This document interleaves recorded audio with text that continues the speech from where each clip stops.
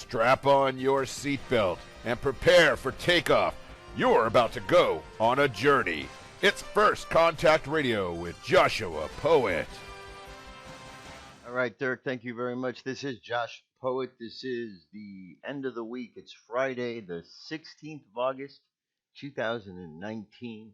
Year's just moving right along. The week moved right along. It's just all so much happening in such a short period of time. So let's take a look at what's going on right now. The story we're hearing about Omar and Talib, how they were told that they couldn't go to Israel, and I believe it seems to be a good answer. I mean, they were going to go there. They had plans that they were going to be engaged in some sort of protest type activities or something other than what just a normal visit should entail. And they've been speaking out against them here. Why would you want to allow somebody into your country if they're just going to come and stir up some problems? It makes no sense at all. So here's the latest thing with Rashida Tlaib. She was offered an opportunity to go visit her grandmother in Palestine, but she said no. Said Representative Rashida Tlaib Friday rejected Israel's offer to allow a purely humanitarian visit to her elderly Palestinian grandmother in the West Bank. The firebrand critic of the Jewish state tweeted that it would kill a piece of me to accept the stringent restrictions Israel sought. She insisted that she would not bow down to their oppressive and racist tactics. She told the Israeli authorities just a day earlier that she would respect any restrictions if granted permissions to visit her grandmother, or Siti in Arabic, who is more than 90 years old. Israel's Interior Ministry later approved the request, but Friday, the Detroit-born lawmaker reversed course and said she would not go to the Holy Land after all. Silencing me and treating me like a criminal is not what she wants from me. It would kill a piece of me. The dramatic face-to-face came about after Talib was harshly criticized by some Palestinian activists for accepting Israel's restrictions. Palestinian Americans typically face major difficulty visiting relatives in the West Bank, and those who are outspoken critics of Israel are regularly banned. Israel denounced her statement as evidence the trip was a provocation from the start. Her hatred for Israel overcomes her love for her grandmother. Israel Interior Ministry, Arya Derry tweeted. So, it kind of reveals a bit more of what they're about. We know that they're not just going over there on some friendly visit. They wanted to go and stir some stuff up. That's what they've been doing here in America. Now they got their chance to spread over there. But nope, her hatred, her wanting to do damage is more important than her need to visit her grandmother. And it's little things like that that show what a person's really kind of got going on when they get called out. But nonetheless, people still buy into all that nonsense. All right, Jeffrey Epstein, speaking of buying into nonsense, the official story is out now. They've got together. They've been able to discuss what was their official story going to be. They finally got it figured out. Jeffrey Epstein died from suicide by hanging. The New York City Medical Examiner ruled today a much awaited final determination that authorities hope will put a rest to conspiracy theories that have swirled since the sex offender awaiting trial hanged himself in Manhattan jail last week. A person familiar with the investigation said that the autopsy photos show that the marks around Epstein's neck did not look like those left by rope, but looked like more from a fabric, which consistent with reports that he had used a bedsheet that it issued to all prisoners who are not on suicide watch. All right, so we know the whole story there, blah, blah, blah. That's the story they're going to feed us. However, are we just supposed to suddenly disregard all of the other stories we heard about him being wheeled out in a wheelchair, about the message that came out, I believe it was through 4chan, that was the message about how he was swapped out. We're supposed to disregard all the anomalies that have happened. Good little, people just obey everything that we're told. That's not how it's supposed to work, especially when you have questions that are unanswered like this. Too many anomalies. So Now here's more info on Ghislaine. Remember the other day she was seen over at In-N-Out Burger in Studio City, California. One of the things that was interesting was she was reading a book, the Book of Honor, The Secret Lives and Deaths of CIA Operatives. So you have to wonder what was her intent on being there. Was she wanting to send a message that somehow she is connected to the intelligence community?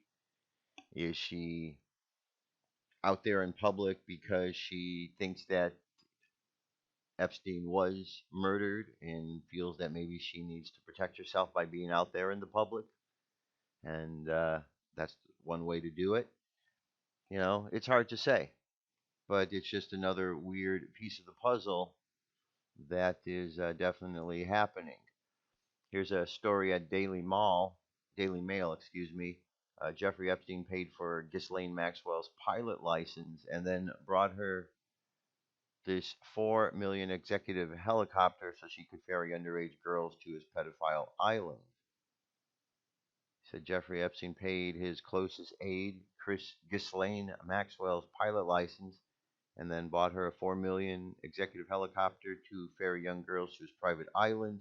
DailyMail.com can reveal the pedophile splashed out on the top of the range Sikorsky S-76C, nicknamed Air Ghislaine 2, so he could transport a tranche of girls to Little St. James in the U.S. Virgin Islands. And these photos, obtained exclusively by DailyMail.com, show the interior of the luxury twin turboshaft chopper that transported guests to the now infamous island. Epstein and his guests will have traveled in style, sat on plush brown leather seats aboard the spacious aircraft. The plush cabin also boasted mahogany trim and storage compartments, recessed lighting, an iPhone dock, and sleek tinted windows. All right, then if you go through the page, the article, you scroll down, there's lots of pictures and insides of this, and then shots going up to the island. So it says the helicopter was registered to Delaware business Freedom Air International, which lists the same address as another company, Air Ghislaine Incorporated. It's now understood that Epstein continued his criminal activity almost immediately after being released from prison and will have made use of the chopper to fulfill his sordid fantasies. Maxwell, daughter of late publishing tycoon Robert Maxwell, has denied accusations made in civil suits of aiding and participating in Epstein's sexual abuse of minors, despite being implicated by several of his alleged victims. But the 57-year-old British socialite has been among the financier's closest associates for almost 3 decades.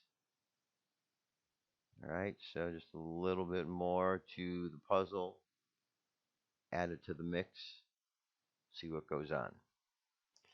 All right, violence. Violence is a bad thing. It's not good whether it comes from one side or the next. We're all supposed to be in this together. We're all Americans. We're all here in this country because we love this country.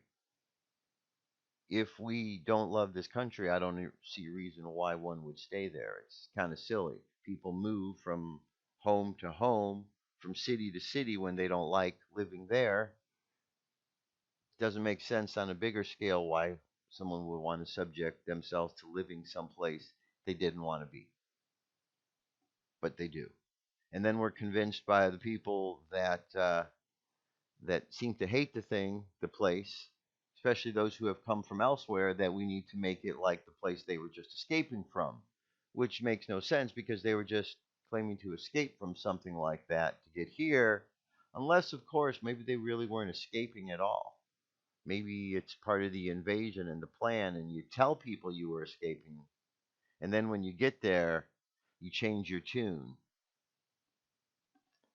That's kind of like how this Muslim conquest has been going on.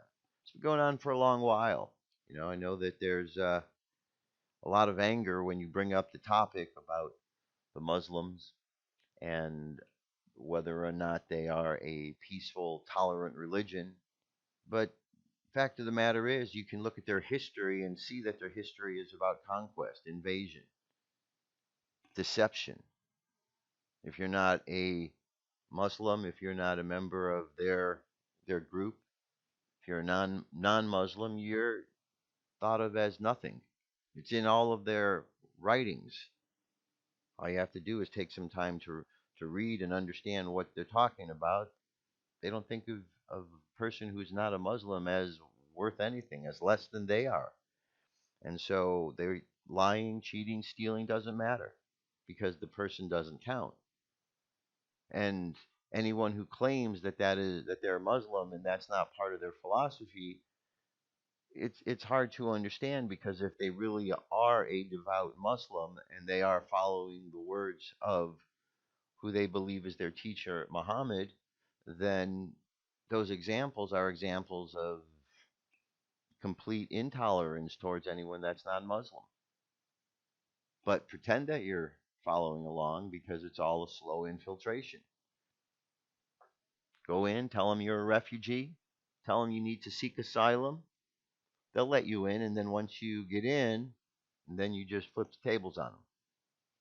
And it's not just happening only with Islam. They've been doing that for 1,300 years. It's happening with other groups as well. George Soros is funding a lot of anti-American activities. He's made some real vows to want to see America taken down. George Soros was funding a lot of the activities of the Democratic Party. A lot of Hillary Clinton, a lot of candidates on the left have been funded by George Soros. These immigrations and these huge migrations that were happening down south coming to the border were being funded by George Soros. Protests that have taken place in other cities, Black Lives Matters protests, some of the other protests with the Charlottesville, the marchers. Again, George Soros is funding these various productions. He's putting money into them. That's why you see such organization. Suddenly something happens and they all have their pre-printed signs or their t-shirts because they're ready to go. So we've got another one of these infiltration type events coming up that people should be aware of, because this is a group, Antifa, who has shown extreme hatred for some reason. The media wants to paint them out, some of the media wants to paint them out to be good guys, heroes. And it's all because the agenda is backwards. It's pointing the finger at those that are Trump followers, Trump supporters, and saying that you guys are the fascists, therefore you need to be beaten down. But that's not necessarily the case, because the ones who's taking out the actual violent aggression are those that are doing the finger pointing as well. Antifa is a big part of this. They're funded by George Soros in many ways. They're a group that is a violent, completely fascist group who's operating just like the SS did for Hitler. They were like that violent arm, and that's what they represent. That's why the Democratic Party, the left, has embraced them. That's why the members of the media, CNN, MSNBC, are embracing them. Yet I could pretty much assure you, without even having to go ask the individuals at these various networks how they would feel if they were surrounded or attacked by Antifa, I'm sure that they wouldn't like it at all. So why they would encourage that is mind-boggling. I guess they don't believe in the principle of do unto others as you would have them do unto you. It's more of a, I don't really give a hoot what you think. Here's what's happening. So tomorrow we've got Portland protests, August 17th, what you need to know. Civic leaders and law enforcement are bracing for several groups of protesters to take to downtown Portland on Saturday for a planned right-wing rally and left-wing counter-protest that's been advertised for weeks. Here's what you need to know. It's hard to say. Portland's largest protests tend to be roving, unpredictable affairs. Two Florida men with large followings in the right-wing movement are holding an End Domestic Terrorism rally Saturday at 11 a.m. in Tom McCall Waterfront Park. An organizer said he expects about 1,000 people to show up for the event, which seeks to draw like-minded people from around the country as a show of force against self-described anti-fascist or Antifa. Rose City Antifa, Portland's homegrown amorphous brand of anti-fascist activists, is calling on supporters to turn out in opposition to the rally. Myriad other events are scheduled, which are expected to draw hundreds of peaceful counter-protesters. Who's going to be there? Former InfoWatch staffer Joe Biggs is organizing the right-wing rally, and he's getting help from Enrico Tarrio, national head of the Proud Boys. Portlanders should expect a sizable showing of Proud Boys, whose members describe themselves as Western chauvinists and who often express disdain for Islam, feminism, and liberal politics and other right-wing figures. There should also expect a large contingent of left-wing counter-protesters, including anti-fascists and other social justice activists. At the center of Portland's protest movement, Joey Gibson, leader of the right-wing Patriot Prayer, which has drawn widespread opposition during previous Portland demonstrations, has said he's uncertain whether he will attend Saturday's event. Neither Gibson nor Patriot Prayer have been involved in promoting or organizing Saturday's rally, and Gibson has largely shied away from demonstrations in Portland since being sued for participation in a clash between right and left-wing groups May 1st at Portland Bar Cider Riot. Gibson on Thursday announced that he was facing a felony riot charge in connection with the May Day incident. So, anyway, it says, what are police going to do? Portland Mayor Tom Wheeler and Chief Danielle Outlaw have promised a large turnout of police and have vowed to use full force by the law against those who commit acts of violence and vandalism. City officials have been working with federal, state, and local law enforcement agencies to secure the officers and equipment necessary to respond. The mayor and the chief also have gone on video and given interviews, pledging to do what it takes to keep the city safe during the demonstration and urging trouble-seeking participants to stay away from Portland. So, what will happen? Well, I guess time will tell. There's another article here by The Hill, just authorities in Portland bracing, kind of the same article. I've had run-ins with Antifa, a run-in with Antifa at a May Day rally in downtown Los Angeles several years back. Yeah, they were a violent group, no doubt about it. They were rude. From the moment I arrived, they were in my face and in the face of others. During the course of the event, they were on one side of the intersection. There was a whole group of pro-American, pro-Trump supporters on the other side of the intersection, and the police were down the street, kind of a dividing line between the two. And throughout it, there was just continual, racial slurs being hurled from the other side. It was pretty ugly. And at the end of the event, the police even had to make sure that they didn't leave until everyone got back to the cars, because the Antifa people just seemed to grow in number and just be wanting to break past the police to start fighting. They're, throwing rocks and bottles and stuff. So ultimately, it all worked out. But it's a violent group of misguided individuals who just want to go out and cause violence. And none of that's necessary. Are the police going to do anything about what happens tomorrow? Well, we'll see. They've stood down before in plenty of places, which is why this has escalated the way it has. Because people in the law enforcement have backed down rather than doing their job. All right, so there you have it. That's what's going on with Antifa. I'm going to jump away to a song, and I'll be back and we'll continue on. Stay tuned. What if our government was responsible for some of the greatest crimes against this nation? Would you really want to know? These are big questions, but these questions deserve answers. It's time to demand the truth. People should not be afraid of their governments. Governments should be afraid of 9/11 was an inside job. Kennedy was killed by the CIA. Jimmy Carter saw a UFO. Answers to secrets you need to know. So wake up, wake up, wake up, wake up.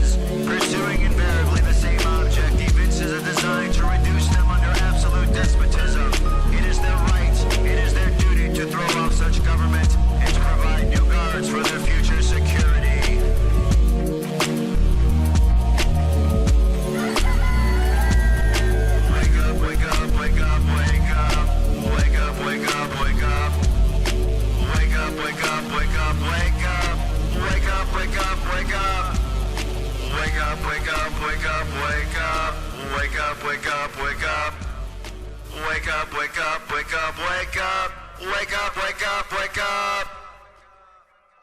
Patriots arise. It's time to demand the truth. All right. 9/11 was a big incident. An event that changed history in a major way. The other day I said if you were born after 9/11, you don't really understand what was going on before. You don't really understand some of the things that were pieces that were set in place. And so when these young kids, I mean, you've got, 19-year-old kids that are out there screaming about the world was not great, but they only know the world after a 9/11. At 9/11, out of that came the National Defense Authorization Act, which really put these more oppressive standards on American citizens. We have more security right now. We have all of the internet stuff that it has gone on since then. The social networks, the way that they've expanded, um, the way Google has expanded in on that.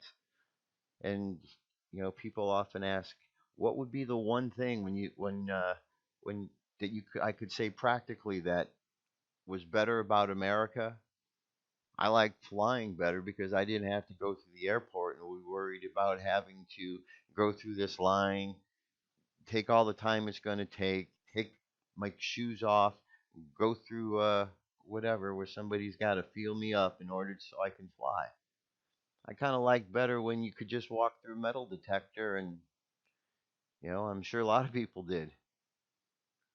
TSA has just been real pain. So 9/11 was a big thing for us. It changed things a bit, but it's just been par for the course over this long duration that the New World Order agenda has been in place.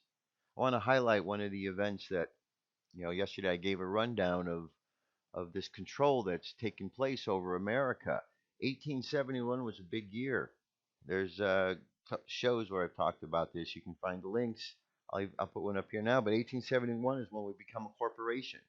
The United States became a corporation. The important part about that was we had a constitution for the United States. The United States being defined as the group of states that were united in one common value. And so we created this government, this federal government, to be kind of the center that would be the referee. Wasn't ever meant to take over. It was meant to be like the referee. And it was a constitution for the United States. The United States were made by the people, so it was for the people of the United States. However, in 1871, the District of Columbia was created. That became the seat of the corporation. And the new Constitution is the Constitution of the United States of America. And these are all capitalized letters. It's not the Constitution for the United States. It's the Constitution of the corporation. The corporation being United States of America, comma, Incorporated. And so that's that's when it all started. When we became a corporation, now there was a different set of rules people were subject to, and they didn't really understand because they weren't really let on into the clue that we're now different.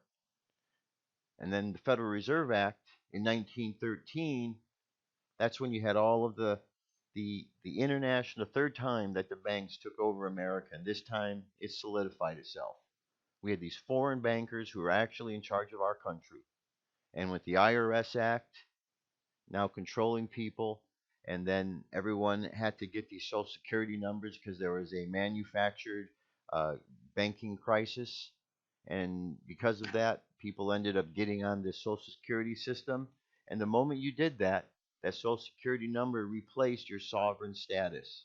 So if you think real simply of like United States of America, and then just a couple feet above there, remember, think of like another United States of America, but this is the corporation. Okay? Everyone is a sovereign citizen living in the United States of America, or United States, the as we knew it, sovereign citizens, but then the Social Security number comes in. The moment you get that, you no longer are that sovereign citizen, you're now a member of the corporation. And as a member of the corporation, you're subject to all of their rules. That's where all the different taxes and all the things that come into play are. And it changed everything. And Council on Foreign Relations in 21, as an offshoot of the Royal Academy out of England. Now people have been controlled, but now their information is being blocked and changed and manipulated. They're being told the story. They're being told what's going on, which isn't necessarily what's going on. And so in this day, and then finally in 47, the CIA, which was using the German ideas that they came over. So in this day and age, when we hear Donald Trump having the fights and the battles against the CIA, against the Fed, against these various groups, because he's attacking and going after the very groups that have been oppressing us. We should be on the same side of the person who's doing that, because we haven't had anybody in our presidency that has been fighting. Ron Paul tried to fight the Fed, but Ron Paul got cheated out of the opportunity to be there. John F. Kennedy wanted to fight against these things, but they got him. But John F. Kennedy was standing against them. He wanted to scatter the CIA to the winds. He wanted to get rid of the Fed.